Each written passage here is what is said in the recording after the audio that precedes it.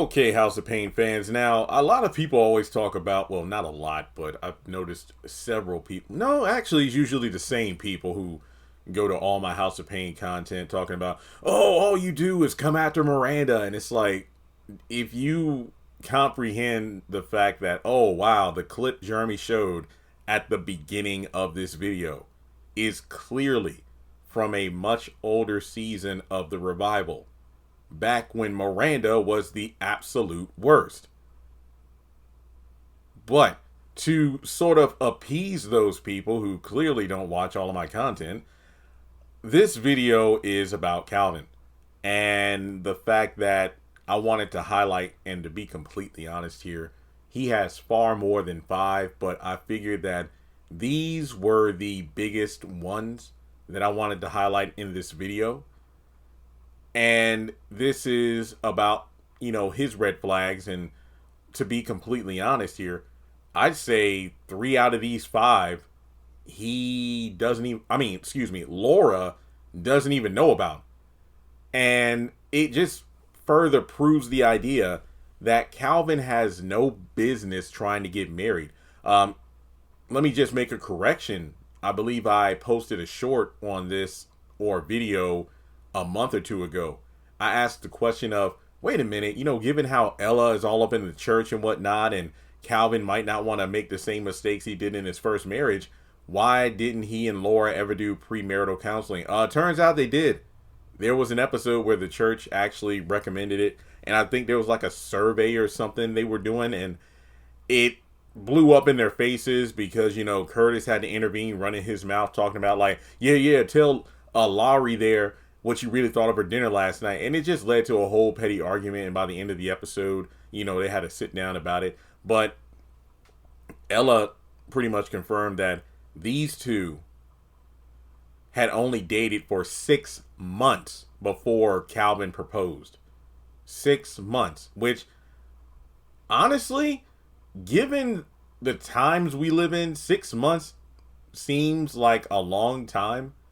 I know that's weird to say, but given how social interactions have certainly changed post 2020, I don't know. Plus, when you got shows like Love Is Blind, I don't know. But either way, or what's it called, like 30 Day Fiance? I don't watch that show. I've heard it's like X amount of days, like 24 Day Fiance or something like that. I know somebody in the comment section will correct me, but when it comes down to it, there were so many red flags, and I'm like, I feel like Laura, despite having feelings for Calvin and whatnot, I think she really should have evaluated, not reevaluated, but just evaluate the situation. And the reason I don't say reevaluate is because I don't think she ever really took in everything that came with being with Calvin. Like, I personally do not, I don't crucify her like a lot of fans saying, oh, Laura's awful because she was dating her co-worker friend, Miranda, her ex-husband. But the thing is, she didn't know. And it's the fact that these are grown adults. And sometimes, well, life is messy and complicated. And if she chose to, continue to be with Calvin, despite the fact that her friend Miranda, that's her ex-husband, well, who's to say that just because Calvin was awful to you doesn't mean he'd be awful to me? And once we go through these red flags, you'll see that he certainly is. But yeah, I just needed to do this introduction to kind of set the stage here. Not to mention, some people actually like it when I do a bit more lengthier videos. Not when I go on tangents, but when I really break it down to show that, hey, I'm not just talking out of my behind here. I might post 20 different videos about House of Pain, specifically in relation to Miranda and Laura and Calvin, but each and every video is focused on one particular subject. I'll point back to other episodes or themes showcasing the relevancy of the point I'm trying to come across. So, let's get into this, because I really think honestly, I think Laura would have left a long time ago had she known about several of these things. So let's just set the stage here, okay? Let's just set the stage, and we'll jump in with number 5. Oh yeah, I I didn't list these out and I didn't number them, but I think all of these are awful red flags. But you'll see when I get through them, why I put them in the order I did. So if we go all the way back to season 9, I believe that's the first season of the revival. I just want to say this. It is difficult to really go in on these characters when more often than not, you got to remember the first season of the show was written entirely by Tyler Perry. And it was awful for the most part.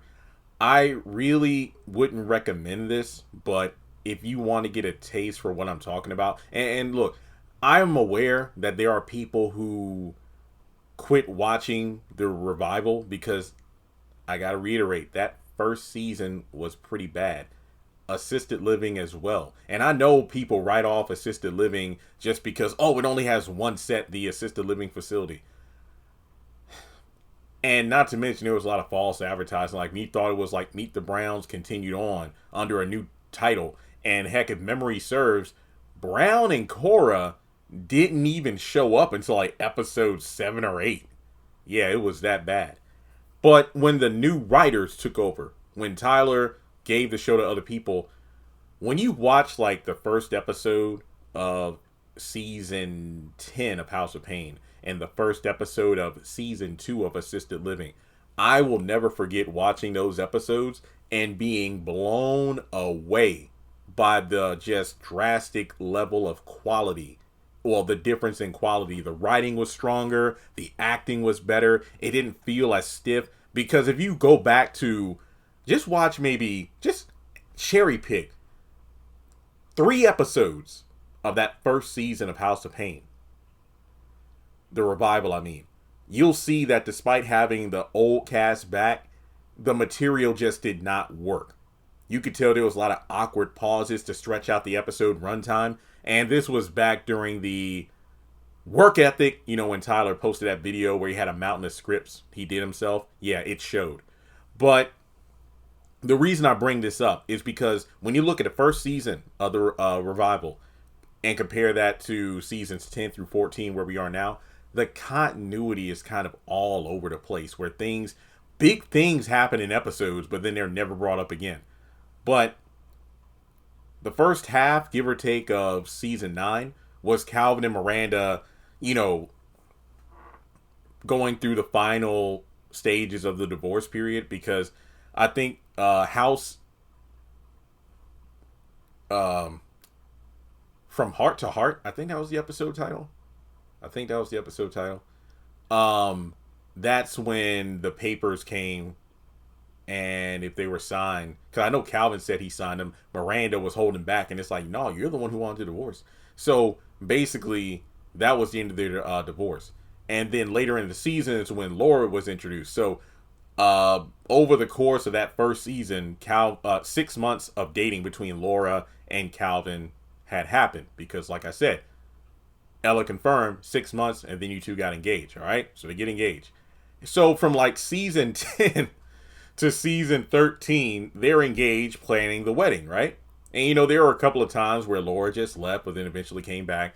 And then, of course, the most recent events of that over the halfway point of season 14, she broke up with Calvin again.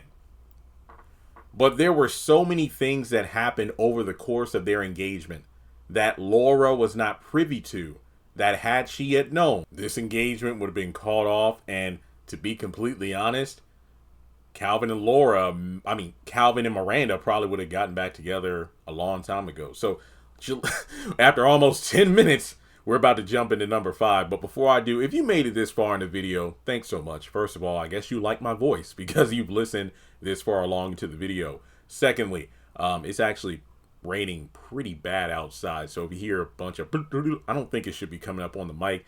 Yeah, we're having a bad rainstorm. Allegedly, it's supposed to be a wintry mix, but I don't know. Most places had a 2-hour delay today, so there's that.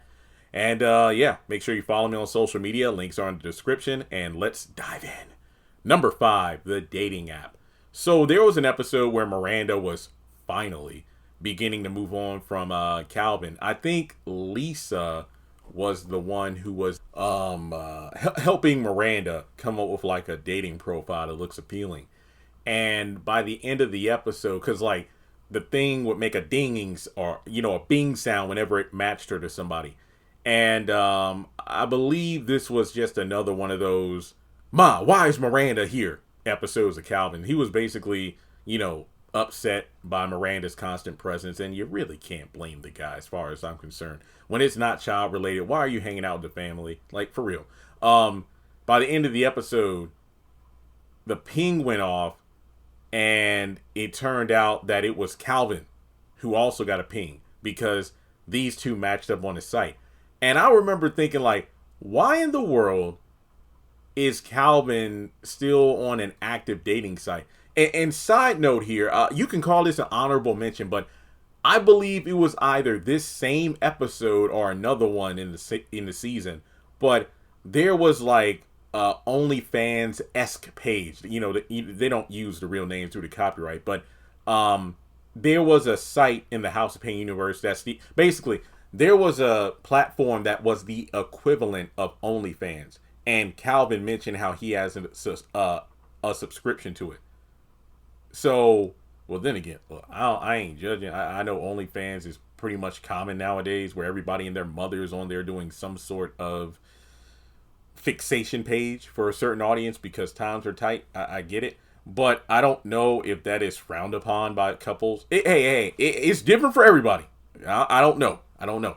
But essentially, it's like, bro, you're engaged and you have a active subscription to this, let's just call it fan site, and then you also have an active dating app. Like, I mean, if you and Laura were just dating, I guess having a site isn't that bad since you aren't fully committed. But if you were in a relationship, maybe you want to shut that thing down. Like I said, dating versus a relationship are two different things. Because, DT, what is it? I didn't learn this until college. DTR, define a relationship. Basically, if you and another person are just dating and there's no commitment, there's no conversation of, hey, you know what? I want us to be like exclusive or only date each other, and then eventually that turns to a relationship. But yeah, it's just like, why would Calvin still have this account? It's like, bro has his, what's it called? Window shopping. Like, bro, close the curtains. Like, you're engaged. All right. Number 4. This is a more recent one, but to be honest, this is something that's been going on for a while. The lack of protection, if you will, from the family. Now, to be somewhat lenient towards Calvin, Laura does make mountains out of molehills. Let's not be oblivious to that. It's just that I can understand her way of thinking, because more often than not, it's not that Calvin doesn't take her side. It's just that usually Laura is standing by herself, if that makes any sense. Because, he likes to say neutral and stuff, but it just goes to show that Calvin really hasn't learned anything from his prior marriage. Now, and this is a clip, I think it was from that premarital counseling episode I referenced earlier. Like, for example, Laura strongly she dislikes the fact that Curtis constantly messes up her name. Like, on Girlfriends, Tony, one of the running gags of the show, she would constantly call Maya's son every name. I forgot the boy's name. What was it, like? Jacoby, Jafar, I forgot his name, but she would come up with this whole, I saw this one meme that had like every single name that she called that boy, and it was hilarious. Now, with Laura, I remember in the episode House of Love, the season 13 finale, she was going off on everybody, and when Curtis tried to like calm her down, it's like, and you don't even respect me, you don't even know my name, it's Laura, I know it's Laura, which showcased that Curtis plays around with folks, but when he's serious, he's serious. Like, if he calls you out of your name and whatnot, he knows it, but that's just the way he is. But I think it's due to the fact that Laura has spent some time with the family, but not enough time to really get a feel for who they are as people. So it stands to reason that when it comes to Calvin, if she's having issues with the family, there are really moments when Calvin needs to intervene. Sometimes it's not even issues. Other times it's like, Calvin, could you help out? Like, maybe try to encourage your family to spend more time with me, specifically your parents, since they're my future in-laws. Because the wedding cake tasting thing where she went over to Ella to confirm the details, and she was, wrist deep in the cinnamon roll thing with Miranda. And when she went back over to the condo, she was upset. And Calvin was like, "What's wrong?" "Your mother's Miranda. She's over there making cinnamon rolls with Miranda." "Oh, cinnamon rolls? Oh my God, that's secret family recipe right there." "Yeah, and I should be the one doing that." "Well, have you talked to my mother about it?" "No, I shouldn't have to." But the thing is, Laura, it's like, I completely understand your stance on this, but you got to understand that, yet again, when it comes to Calvin, there's a lot that comes with him. So you're not always going to be first priority due to the fact that, she still has this bond with her former daughter-in-law, who's also the mother of her grandchild. And, sometimes you do need to speak up when it's like, "Hey, Miss Ella, I honestly don't think we're spending enough time together and I'd like to do something." Which, of course, we later learn Ella purposefully would cancel plans and everything. I think there were things where it's like, didn't she invite or want to go to church with Ella or something? But basically, a lot of things happen off screen that we aren't privy to. We're told a lot of things. We're not shown a lot of things.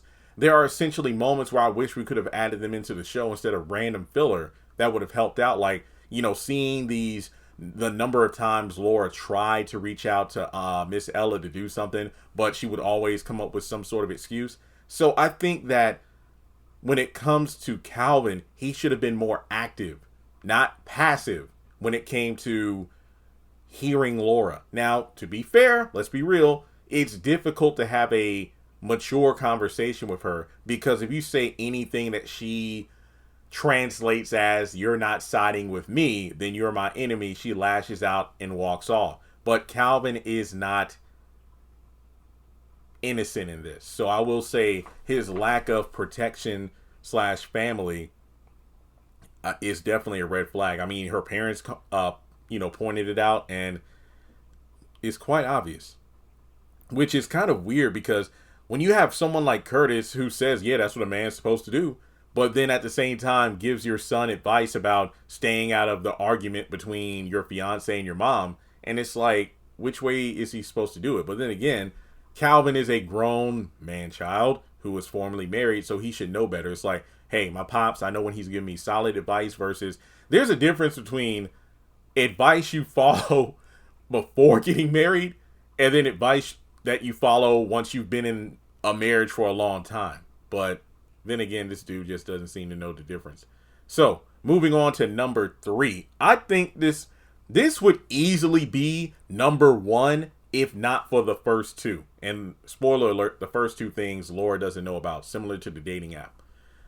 Lack of boundaries with the ex-wife. This goes for both Calvin and his family. Yes, Laura has no control over Ella and Curtis's proximity to Miranda. That's not her house. She doesn't live there. But when it comes to the condo, there were so many times where it was clear that Miranda overstepped boundaries. Yet again, I got to put most of the blame on this on Calvin, because of the fact that when it comes to the condo, I rewatched the episode about the spare key. And Calvin and Laura were cuddled up on the couch eating breakfast. And out of nowhere, and if I remember correctly, not even knocking, Miranda just waltzed in there. Because it had, regardless as to whether or not the kids were involved, she just waltzed on in there. Like, didn't knock, could have at least texted ahead about why she was coming or needed to come by. But she just came in there, and as Laura said, like, I don't feel comfortable with her having full access to our home. And what if you and I were getting intimate or something and she just walked in like that? What's going on? And that actually happened before in the episode where Laura went back to Calvin to get back together with him. This is when she dumped him after finding out he was Miranda's ex-husband. But then came back to the condo, they made up, and they were making out. And what happened? Miranda just waltzed in. No knocking, unannounced. So I think when it comes to Miranda, case in point, she barged into the condo because she had lost her debit card or something, and she didn't have any money on her. And Calvin reached into his pocket, oh, let me guess, you need some money. And then Laura's like, I think Miranda's fine. And then Miranda's like, yeah, because she had a secret stash of money in a wine bottle at the top of the fridge. And she reached and got like all these wads of $100 bills and whatnot. And then she even went so far as to try to swipe one of their hash browns. And it's like, no. So after she left, that's when Laura spoke up about how uncomfortable it made her. And Calvin's like, wow, well, wait, what's wrong with that? And then by the end of the towards the middle of the episode, he asked for the spare key. And Miranda's like, she put you up to it, didn't she? And then she's like, look, if my child is going to be here, I need 24-hour access to the condo at all times. Like, no, because if your child or heck, Christian and or Junior are here, one of us will be here at all times. So yeah. And it was completely unreasonable for Miranda to think this. Now, pre-engagement or even pre-dating, I get it. Calvin and Miranda had this understanding and co-parenting thing where it's okay to just walk in on each other. But given the fact that you are now engaged, Calvin never sat down with Miranda and had a mature conversation, because something about the writing, or just, I guess, the way the characters, quote unquote, developed, it seems to me that if you look at Calvin and Miranda from season 9, the first season of the revival, as they were going through the final stages of the divorce, getting it finalized and everything, as the series progressed, it seemed like these two became far more cordial and falling into old habits. And by that, I mean, like, it felt like they were acting like they were post-divorce and by post-divorce, I mean, like, they had a certain rhythm to how they live, like how they operated, co-parent the kids. Oh, Calvin, you forgot to do this. Let me help you with that. And it just seemed like Laura would always fall behind in terms of always feeling like she could never measure up to the chemistry that Calvin and Miranda have, due to the fact that, well, she doesn't know Calvin and his family as well. Case in point, like the sick episode where Christian and Calvin were sick, and Laura, bless her heart, was doing everything she could, hey, orange juice, chicken noodle soup, but these weren't the remedies that they are accustomed to. And, well, usually and then she was upset that Miranda swooped in and saved the day. Christian called her, not Calvin. But the thing is, it's like, Laura, you can't just assume that you'll be as good as Miranda in terms of connecting with the family if you don't spend enough time with the family. Being able to take care of the kids because you haven't spent enough. It's like she thinks that everything should come easy to her, but that's not how it works. You need to be active. You need to be proactive, like asking questions, finding things out, that way. Okay, baby, when you're sick, what do you like to do? Like what makes you feel better, that kind of stuff. Instead of just assuming I should be top priority, I should be this, I should be that. And it's like, no, that's not how it works. But Calvin really should have established boundaries of, hey, you know what? In the event, I'm going to be honest here. Miranda having a spare key was never the issue, in my opinion. Miranda abusing her access to the condo was the major issue as far as I'm concerned. Because let's say, I don't know, Miranda has the kids for the weekend or something, or they're with Grandma Ella or something, and Miranda's in the neighborhood. So, Junior forgot his school books at the condo. Hey, Calvin, I have the spare key. Is it okay if I go up and get it? Things like that where there's open communication, and not just her barging in at any time of the day. I think one of the worst offenders of this was when Calvin and Laura were having dinner with Laura's parents, their first time meeting Calvin, their daughter's fiance. And his ex-wife barges in unannounced, and it's like, what in the world is going on here? So I just think that Calvin, anytime Laura brought up a reasonable grievance against, his ex-wife, he's like, wait, what are you talking about? I mean, this is how we do things. It's like, Calvin, he never thinks he needs to readjust his lifestyle, if that makes any sense. He just seems like it almost seems like he expects Laura to take me as I am. This is how I operate, and if you aren't with the program, then we shouldn't even be together. I mean, I want to say that, but when you look at the number of times he's begged and crawled back to Laura for him to, get her back, it's hard for me to say whether or not he feels that way. But yeah, I think not setting boundaries with his ex-wife is horrendous. And that extends into Ella, because I said this in another video recently that low-key, when I look at how she's being portrayed in the Revival series, Ella treats Miranda more like a daughter than she treats Calvin like a son.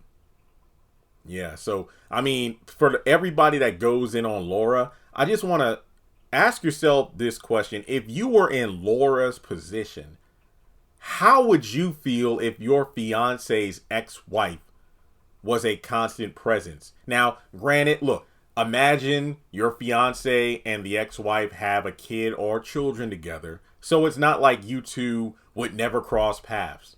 That's completely understandable. What I'm referring to is an ex that does not respect boundaries whatsoever. Every time you come out of the bedroom, there she is in the living room. Every time you try to spend time with your future in-laws, she pops up randomly for for no reason. Even worse is when she brings up quote unquote good times in order to bond with your fiance, and then you see them, laughing and kikiing and whatnot while you feel like the third wheel. How would you feel? That's all I'm saying. Now let's get on to number 2. Veronica. And if you're probably like, who is this? The episode Fine Wine.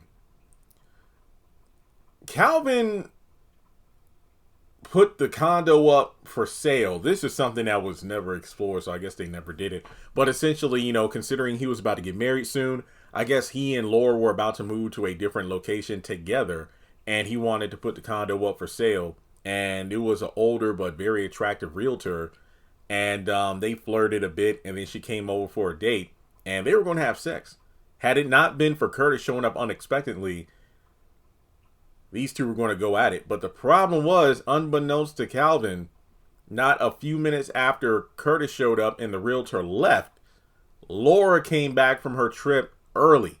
So if his dad had not shown up and Veronica was like, oh, I gotta go, she would have came in on Calvin cheating on her. And the thing is, this was never brought up again. Laura never found out. And I feel like if she had found out about this cheater, it would have been a wrap. And then number 1, when he had sex with Miranda, he was drunk, but she was sober, but they had sex at the condo. Never brought up again. Never brought up again. They had sex. And this goes all the way back to the episode where Laura sat down with Calvin at the condo after, thinking things through, after finding out, hey, you are my friend's ex-husband. Miranda used to talk about you having like wandering eyes, and even though she said you never quote unquote cheated on her, I guess by cheating she means sex, but cheating on her, because I do remember him kissing Mercedes. But yeah, cheating on her, you did have a wandering eye. And it's like, well, I'm a man. Calvin, you have wandering eyes when we date, when we go out. Well, I'm a man. I can't look, can I? Dude, for real. Like, what? Yeah, this was pre-engagement, but even still, it's like, why? Why would you be looking? Why? So then when you think about this realtor and then the sex with Miranda, This stuff happened while he was engaged. So for Laura, I think if she had known about the realtor makeout session, which almost turned into sex, and then the sex with his ex-wife, she would have been gone. And Miranda probably would have been back with him. So those to me are the biggest red flags of Calvin. The dating app, no protection, or not standing up to her against the family, lack of boundaries with his ex-wife, cheating on her with that realtor, and having sex with Miranda, his ex-wife. So let me know in the comments what you think. What other huge red flags do you think Calvin displays that, Laura should have been, okay, you know what? This ain't for me. I'm out. Like and subscribe, and I'll catch you in the next one.